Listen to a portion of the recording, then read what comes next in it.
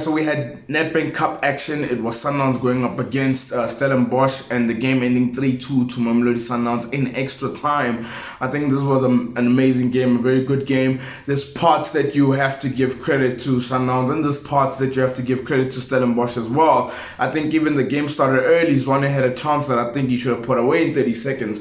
But then there was a point that you could sort of see what Stellenbosch were trying to get at. They were trying to hit Mamelodi Sundowns on the counter because of the speed that they had within the attackers, and Sundowns being very casual, passing it, and Dupré winning it. I mean, he's really quick, makes it 1-0 to Stellenbosch, and I'm thinking, okay, here we go. And then Sundowns, of course, keeping the ball, passing it around. I think which was something that I also noticed, was some of their build-up was a little slower than what we're used to, and that allowed Stellenbosch to defend at times. And then there was a point when Shaulile makes a run, gets in on goal, he scores, he makes it 1-1, and from there on it was just a game of attack versus defense.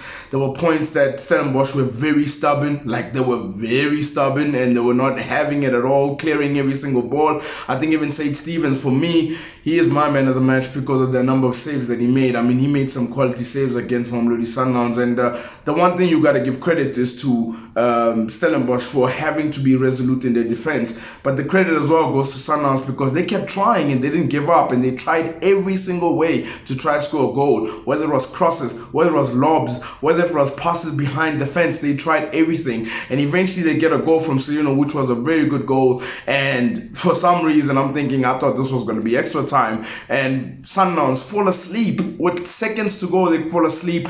Stellenbosch throw everybody forward. Eventually Jali's beaten, and then Nange equalizes. I'm thinking, okay, let me go get that liquid food because it's about to be extra time.